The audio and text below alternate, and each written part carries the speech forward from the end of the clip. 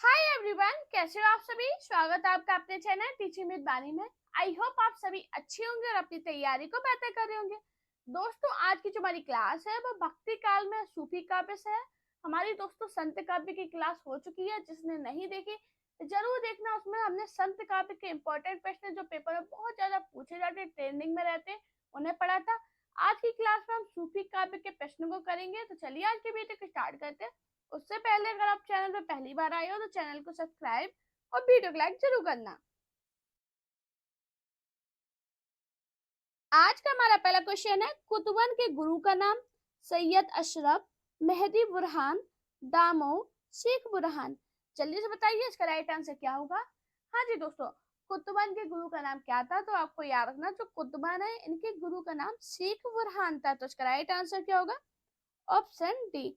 अगर बात करी जाए ये किसके आश्रित थे, तो आपको याद रखना ये जौनपुर के बादशाह हुस्न सैन के आश्रित थे। मैंने आपको क्या बताया, कुतुबन शेख बुरहान के शिष्य थे और जौनपुर के बादशाह हुस्न सैन के आश्रित थे। हमारा नेक्स्ट क्वेश्चन है, रस रतन के रचयिता है जान कवि, शेख नबी, पुहकर, शेख निसार। बताइए इसका राइट आंसर क्या होगा। हाँ जी दोस्तों, रस रतन के रचयिता कौन है। तो आपको याद रखना, जो रस रतन है इसके रचयिता पुहकर है। तो इसका राइट आंसर क्या होगा। Option C. अब बात करी जाए ये किसके समय में थे, तो आपको याद रखना, जो पुहकर कवि है ये जहांगीर के समय में थे। मैंने आपको क्या बताया, रस रतन के रचयिता पुहकर है, ये जहांगीर के समय में थे। हमारा नेक्स्ट क्वेश्चन है, सूफी काव्य पद्धति का अंतिम ग्रंथ कौन सा है। यूसुफ जुललेख, मेघावती, पद्मावत, इंद्रावती। जल्दी से बताइए इसका राइट आंसर क्या होगा। हाँ जी, सूफी काव्य पद्धति का अंतिम ग्रंथ कौन सा है। तो आपको याद रखना, जो सूफी काव्य पद्धति है इसका अंतिम ग्रंथ इंद्रावती है। तो इसका राइट आंसर क्या होगा। Option D. मैंने आपको क्या बताया, सूफी काव्य पद्धति का अंतिम ग्रंथ इंद्रावती है। हमारा नेक्स्ट और मोस्ट इंपॉर्टेंट क्वेश्चन, पद्मावत में रतन सेन किसका प्रतीक है। मन का, अहंकार का, बुद्धि का, हृदय का। बताइए क्या होगा इसका राइट आंसर। हाँ जी दोस्तों, ये क्वेश्चन ऐसा है, काफी बार एग्जाम में अलग अलग एग्जाम में पूछा गया है। तो बताओ क्या होगा इसका राइट आंसर। पद्मावत में रतन सेन किसका प्रतीक है। तो आपको याद रखना, जो पद्मावत है इसमें जो रतन सेन है ये मन का प्रतीक है। तो इसका राइट आंसर क्या होगा। Option A. मैंने आपको क्या बताया, पद्मावत में रत्न सेन मन का प्रतीक है। हमारा नेक्स्ट क्वेश्चन है, मलिक मोहम्मद जायसी के प्रसिद्ध प्रबंध काव्य का क्या नाम है। मेघावती, मधुमालती, पद्मावत, फरमान रासो। बताओ क्या होगा इसका राइट आंसर। मलिक मोहम्मद जायसी के प्रसिद्ध प्रबंध काव्य का क्या नाम है। तो दोस्तों आपको याद रखना, जो मलिक मोहम्मद जायसी का प्रसिद्ध प्रबंध काव्य है उसका नाम पद्मावत है। तो उसका राइट आंसर क्या होगा। Option C. अब बात करी जाए पद्मावत में कुल कितने खंड है। तो आपको याद रखना, पद्मावत है उसमें कुल 57 खंड है। कितने खंड है, तो आपको याद रखना 57 खंड है। और एक क्वेश्चन बनता है कि इनका प्रिय अलंकार कौन सा है। तो आपको याद रखना, इनका जो प्रिय अलंकार है वो कौन सा है। उत्प्रेक्षा। हाँ जी, ये भी क्वेश्चन बहुत बना है कि इनका प्रिय अलंकार कौन सा है। तो उत्प्रेक्षा है। कुल खंड कितने हैं, तो 57 है। मैंने आपको क्या बताया, मलिक मोहम्मद जायसी का प्रसिद्ध प्रबंध काव्य का क्या नाम है। तो पद्मावत है। पद्मावत में 57 खंड है और इनका प्रिय अलंकार उत्प्रेक्षा है। हमारा नेक्स्ट क्वेश्चन है, सूफी काव्य परंपरा का एक ग्रंथ है इंद्रावती, इसके रचनाकार थे जायसी, मंझन, कासिम शाह, नूर मोहम्मद। बताइए इसका राइट आंसर क्या होगा। हाँ जी दोस्तों, सूफी काव्य परंपरा का एक ग्रंथ इंद्रावती है, इसके रचनाकार कौन थे। तो दोस्तों आपको याद रखना, जो सूफी काव्य परंपरा है इसका एक ग्रंथ जो इंद्रावती है इसके रचनाकार नूर मोहम्मद थे। तो इसका राइट आंसर क्या होगा। Option D. अब बात करी जाए इस जो ये जो रचना है इसमें है क्या। तो आपको याद रखना, इस ग्रंथ में कालिंजर के राजकुमार और अगमपुर की राजकुमारी इंद्रावती की प्रेम कहानी है। हाँ जी, ये क्वेश्चन पेपर में बहुत पूछा गया कि सूफी काव्य परंपरा का एक ग्रंथ इंद्रावती है, इसके रचनाकार कौन थे? तो आपको याद रखना नूर मोहम्मद थे। इस ग्रंथ में कालिंचर की राजकुमार और अगमपुर की राजकुमारी इंद्रावती की प्रेम कहानी है। हमारा नेक्स्ट क्वेश्चन है, जयसी किस धारा के कवि हैं? ज्ञान मार्गी काव्य धारा, नाथपंथी काव्य धारा, प्रेमाख्यान काव्य धारा या रासक काव्य धारा? बताओ क्या होगा इसका राइट आंसर? हाँ जी, जायसी किस धारा के कवि थे? तो आपको याद रखना जो जायसी है ये प्रेमाख्यान काव्य धारा के कवि थे। तो इसका राइट आंसर क्या होगा? Option C. अब जायसी की कुछ रचनाएं जो पेपर में बहुत पूछी जाती है, जैसे कि पद्मावत, अखरावत, आखली कराम, जायसी की प्रमुख कृतियां जो पेपर में बहुत ज्यादा ट्रेंडिंग में रहती हैं। मैंने आपको क्या बताया, जायसी किस धारा के कवि थे? तो आपको याद रखना जायसी प्रेमाख्यान काव्य धारा के कवि थे। जायसी की प्रमुख रचनाएं पद्मावत, अखरावत और आखली कराम है। हमारा नेक्स्ट क्वेश्चन है, इनमें से जायसी की कौन सी रचना नहीं है? आखिरी कलाम, पद्मावत, अखरावत, चित्रावली। बताइए इसका राइट आंसर क्या होगा? हाँ जी, इनमें से जायसी की कौन सी रचना नहीं है? तो आपको याद रखना जो चित्रावली रचना है ये जायसी की नहीं है। तो इसका राइट आंसर क्या होगा? Option D. अब बात करें ये जायसी की रचना नहीं है तो किसकी रचना है? तो आपको याद रखना ये जो रचना है वो है किसकी? उस्मान की। हाँ जी, ये बहुत पूछी जाती है। चित्रावली किसकी रचना है? उस्मान की है, जो कि अवधी भाषा में रचित है। कौन सी भाषा में? तो आपको याद रखना अवधी भाषा में रचित है। मैंने आपको क्या बताया, चित्रावली जायसी की रचना नहीं है, बल्कि ये चित्रावली किसकी रचना है? उस्मान की रचना है, जो अवधी भाषा में रचित है। हमारा नेक्स्ट क्वेश्चन है, पद्मावत को समसोक्ति किसने कहा? गणपति चंद्र गुप्त ने, माता प्रसाद गुप्त ने, आचार्य रामचंद्र शुक्ल ने या राम कुमार वर्मा ने? बताइए इसका राइट आंसर क्या होगा? हाँ जी, पद्मावत में समासोक्ति किसने कहा? तो आपको याद रखना जो पद्मावत है इसमें समासोक्ति आचार्य रामचंद्र शुक्ल ने कहा। तो इसका राइट आंसर क्या होगा? Option C. अब बात करी जाए पद्मावत किसकी रचना है? तो आपको याद रखना मलिक मोहम्मद जायसी द्वारा रचित एक सूफी काव्य पद्मावत को आचार्य रामचंद्र शुक्ल ने समासोक्ति काव्य कहा है। हमारा नेक्स्ट क्वेश्चन है, सूफी प्रेमाख्यान रचनाओं की भाषा कौन सी है? अवधी, बुंदेली, ब्रज या खड़ी बोली? बताइए इसका राइट आंसर क्या होगा? हाँ जी, सूफी प्रेमाख्यान रचनाओं की भाषा कौन सी है? तो आपको याद रखना कौन सी है? अवधी। इसका राइट आंसर क्या होगा?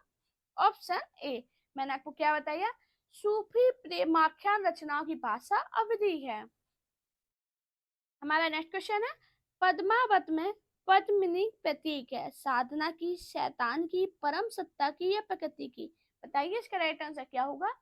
हाँ जी, पद्मावत में पद्मिनी किसका प्रतीक है? तो आपको याद रखना किसकी है? परम सत्ता की। इसका राइट आंसर क्या होगा? Option C. अब बात करी जाए जो पद्मावत रचना ये कब आई थी? तो आपको याद रखना 1540 में। इसमें खंड की कितने हैं? तो आपको याद रखना इसमें 57 खंड है। किसकी रचना है? तो आपको याद रखना ये मलिक मोहम्मद जायसी की रचना है, जो कि एक प्रबंध काव्य है। मैंने आपको क्या बताया, पद्मावत में पद्मिनी परम सत्ता का प्रतीक है। ये मलिक मोहम्मद जायसी की रचना है, ये एक प्रबंध काव्य है, इसमें कुल 57 खंड है। साधना की 4 अवस्था में शरीफत, तरीकत, मरीफत और हकीकत का संबंध है। ज्ञान मार्ग की साधना से, इस्लाम धर्म साधना से, सूफी साधना से या रीति मुक्त काव्य से? बताइए इसका राइट आंसर क्या होगा? हाँ जी, साधना की 4 अवस्था शरीफत, तरीकत, मरीफत और हकीकत का संबंध किससे है? तो आपको याद रखना किससे? सूफी साधना से। तो उसका राइट आंसर क्या होगा? Option C. दोस्तों आज के जितने भी क्वेश्चन है सभी नए क्वेश्चन है, एक भी क्वेश्चन आपको पुराना नहीं मिलेगा और एक भी क्वेश्चन ऐसा नहीं है जो इम्पोर्टेंट ना हो। सभी क्वेश्चन इम्पोर्टेंट है, बहुत ज्यादा पेपर में पूछे गए, ट्रेंडिंग में रहने वाले प्रश्न है। पूरी क्लास जरूर देखा कीजिए और लास्ट में अपना स्कोर बताया करो, आपका स्कोर कितना रहा है। और मेरा टेलीग्राम चैनल जरूर ज्वाइन कर लो जिसपे आपको मेरी PDF मिल जाती है। हमारा नेक्स्ट क्वेश्चन है, जायसी कृत पद्मावत है पुराण काव्य, रूपक काव्य, धर्म काव्य या चंपू काव्य? बताइए इसका राइट आंसर क्या होगा। हाँ जी, जायसी कृत पद्मावत क्या है, तो आपको याद रखना जो जायसी कृत पद्मावत है यह एक रूपक ग्रंथ है, तो उसका राइट आंसर क्या होगा, ऑप्शन बी। हमारा नेक्स्ट क्वेश्चन है, प्रेम आख्यान काव्य परंपरा की प्रमुख रचनाओं की सही क्रम क्या है। चंदायन, मेघावती, पद्मावत, मधुमालती। मधुमालती, मेघावती, चंदायन, पद्मावत। पद्मावत, चंदायन, मेघावती, मधुमालती या मेघावती, पद्मावत, मधुमालती या चंदायन? बताओ इसका सही क्रम क्या होगा। हाँ जी, अगर इनका प्रकाशन वर्ष आपको याद है तो आप तुरंत कर जाओगे। हाँ जी, तो सबसे बताओ, सबसे पहले मेघावती का टाइम क्या था, तो आपको याद रखना 1501। अब बात करें पद्मावत, पद्मावत कब आई थी, 1540 में। मधुमालती कब आई थी, तो आपको याद रखना 1545 में। और बात करिए चंदायन, चंदायन कब आई थी, 1379 में। अब इसका क्रम लगाओ, सबसे पहले क्या आएगी, चंदायन आएगी, उसके बाद क्या आएगी, मेघावती, पद्मावत, फिर मधुमालती। तो इसका राइट आंसर क्या होगा, ऑप्शन ए।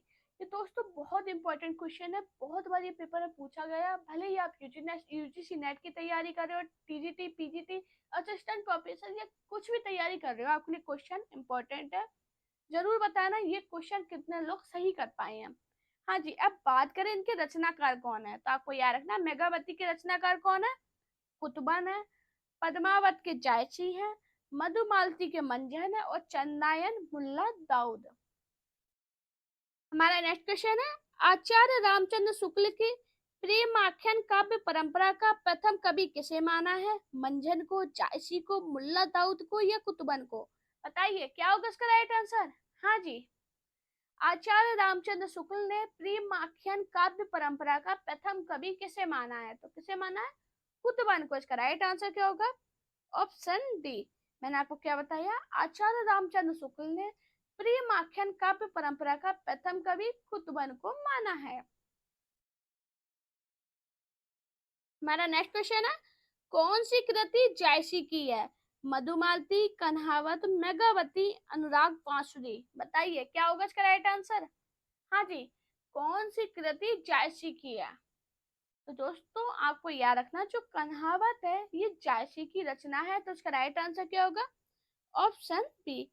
अब बात करें मधुमालती किसकी रचना है, आपको याद रखना है मधुमालती मंझन की है। मेघावती किसकी रचना है, जल्दी से बताइए, कुतुबन की है। और अनुराग वासुरी किसकी है, तो आपको याद रखना नूर मोहम्मद की। मैंने आपको क्या बताया, कौन सी कृति जायसी की है, तो वो कन्हावत है, वो जायसी की कृति है। मधुमालती की बात करें ये मंझन की कृति है। मेघावती कुतुबन की और अनुराग वासुरी नूर मोहम्मद की। हमारा नेक्स्ट क्वेश्चन है, सूफी काव्य का उद्देश्य है प्रेम निरूपण, इस्लाम धर्म का प्रचार, काव्य शास्त्र निरूपण या राष्ट्रीय चेतना? बताइए क्या होगा इसका राइट आंसर। हाँ जी, सूफी काव्य का उद्देश्य क्या है, तो आपको याद रखना जो सूफी काव्य है इसका उद्देश्य प्रेम निरूपण है, तो इसका राइट आंसर क्या होगा, ऑप्शन ए। हमारा नेक्स्ट क्वेश्चन है, जायसी ने अपनी किस काव्य कृति में कयामत का वर्णन किया है। मसला नामा, अखरावट, आखिरी कलाम या कहरनामा? बताओ क्या होगा इसका राइट आंसर। हाँ जी, जायसी ने अपनी किस काव्य कृति में कयामत का वर्णन किया है, तो किसमें किया था, आखिरी कलाम में। तो इसका राइट आंसर क्या होगा, ऑप्शन सी। दोस्तों आप लोग मुझे कमेंट में ये जरूर बताना आप कौन से स्टेट से मेरी क्लास को देखते हो, कौन से शहर से देख रहे हो, सभी लोग मुझे कमेंट करना, जिससे मुझे एक आइडिया लगे कि आप लोग कहाँ कहाँ से मेरी क्लास देखते हो, मुझे भी तो पता चले आप लोग मुझसे कहाँ कहाँ से पढ़ रही हो। सभी लोग कमेंट में ये जरूर बताना कि आप मेरी क्लास कहाँ से बैठ के देख रहे हो। हमारा नेक्स्ट क्वेश्चन है, सुजान कुमार किस सूफी प्रेम आख्यान का नायक है। मधुमालती का, इंद्रावती का, चित्रावली का या हंस जवाहिर का? बताइए इसका राइट आंसर क्या होगा। हाँ जी, सुजान कुमार किस सूफी प्रेम आख्यान का नायक है, तो आपको याद रखना चित्रावली का। इसका राइट आंसर क्या होगा, ऑप्शन सी। अब बात करें चित्रावली की रचना कब हुई थी, तो आपको याद रखना 1613 में हुई थी। किसके द्वारा रचित है? तो आपको याद रखना उस्मान द्वारा अवधी भाषा में रचित है। इसमें दोहा चौपाई ग्रंथ में रचित ग्रंथ है। दोहा चौपाई छंद में रचित यह एक ग्रंथ है। मैंने आपको क्या बताया? सुजान कुमार चित्रावली नामक सूफी प्रेमाखंड काव्य का नायक है। चित्रावली उस्मान द्वारा अवधी भाषा में दोहा चौपाई छंद में रचित ग्रंथ है। हमारा नेक्स्ट क्वेश्चन है, इनमें से सूफी काव्य धारा का कवि कौन सा नहीं है? मुल्ला दाऊद, नावादास, जायसी या कुतुबन? बताइए इसका राइट आंसर क्या होगा? हाँ जी, इनमें से सूफी काव्य धारा का कवि कौन सा नहीं है? तो आपको याद रखना कौन नहीं है? नावादास। इसका राइट आंसर क्या होगा? Option B. हमारा नेक्स्ट क्वेश्चन है, पद्मावत के अनुच्छेदों का नाम है? सर्ग, खंड, कांड या अंक? बताइए इसका राइट आंसर क्या होगा? हाँ जी, पद्मावत में अनुच्छेदों का नाम क्या है? तो आपको याद रखना जो पद्मावत है इसमें अनुच्छेदों का नाम खंड है। इसका राइट आंसर क्या होगा? Option B. हमारा नेक्स्ट क्वेश्चन है, सूफी प्रेमाख्यान काव्य परंपरा की आराध्य को प्रायः किस रूप में देखा गया? प्रेमी के रूप में, गुरु के रूप में, सखा के रूप में या प्रेमिका के रूप में? बताओ क्या होगा इसका राइट आंसर? हाँ जी, बहुत इंपॉर्टेंट क्वेश्चन है, बहुत बार पेपर में पूछा गया इंपॉर्टेंट क्वेश्चन है। बताइए क्या होगा इसका राइट आंसर? तो आपको याद रखना सूफी प्रेमाख्यान काव्य परंपरा के आराध्य को प्रेमिका के रूप में देखा गया। तो इसका राइट आंसर क्या होगा? Option D. हमारा नेक्स्ट क्वेश्चन है, निम्नलिखित में से कौन सी रचना मलिक मोहम्मद जायसी की नहीं है? अखरावट, आखिरी कलाम, पद्मावत या नागवती विरह? बताइए कौन सा होगा इसका राइट आंसर? निम्नलिखित में से कौन सी रचना मलिक मोहम्मद जायसी की नहीं है? तो कौन सी नहीं है? नागमती विरह। इसका राइट आंसर क्या होगा? Option D. दोस्तों आप मेरा टेलीग्राम चैनल जरूर ज्वाइन कर लेना जिस पर आपको ये पीडीएफ मिल जाएगी। लेकिन आपको पीडीएफ पाने के लिए एक मेहनत करनी पड़ेगी। आपको अपने दोस्तों के साथ वीडियो को शेयर करना पड़ेगा और कमेंट में सभी को बताना पड़ेगा आपका स्कोर कितना रहा है और आपको मेरी क्लास कैसी लगी। जैसे हमारा एक टारगेट है 100 लाइक और 100 कमेंट का, जैसे ये कंप्लीट हो जाएगा उसके बाद आपको ये पीडीएफ मेरे टेलीग्राम पे मिल जाएगी। आप सभी से रिक्वेस्ट करें हमारा टारगेट को जरूर पूरा करना। जो मेरा टारगेट है वो आपका टारगेट भी होना चाहिए और इसको पूरा करना है कि 100 लाइक और 100 कमेंट हो जाए और तुरंत आपको ये पीडीएफ मिल जाएगी। हमारा नेक्स्ट क्वेश्चन है, पद्मावत को सूफी काव्य मानने से इनकार करने वाले आलोचक इनमें से कौन है? रामचंद्र शुक्ल, हजारी प्रसाद द्विवेदी, विजय देव नारायण शाही या नामवर सिंह? बताइए इसका राइट आंसर क्या होगा?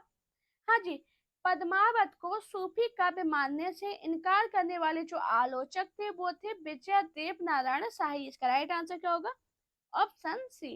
ये पद्मावत को एक त्रासदी मानते थे। क्या मानते थे? त्रासदी। हाँ जी, क्वेश्चन बना है कि पद्मावत को त्रासदी मानने वाले आलोचक कौन थे? तो विजय देव नारायण शाही थे। हमारा नेक्स्ट क्वेश्चन है, सूफी काव्य धारा के पहले कवि हैं? मलिक मोहम्मद जायसी, मुल्ला दाऊद, कुतुबन, मंझन? बताइए इसका राइट आंसर क्या होगा? हाँ जी, सूफी काव्य धारा के पहले कवि कौन है? तो आपको याद रखना मुल्ला दाऊद। इसका राइट आंसर क्या होगा? Option B. मैंने आपको क्या बताया? सूफी काव्य धारा के पहले कवि मुल्ला दाऊद है। दोस्तों अगर आपको मेरी वीडियो पसंद आए तो वीडियो को लाइक कीजिए, चैनल को सब्सक्राइब कीजिए, अपने दोस्तों के साथ वीडियो को शेयर जरूर करना। साथ में मेरा टेलीग्राम अकाउंट, फेसबुक पेज और इंस्टाग्राम अकाउंट को जरूर फॉलो करना। अपना प्यार और सपोर्ट चैनल पर इसी प्रकार बनाए रखिए। Thank you guys for watching this video.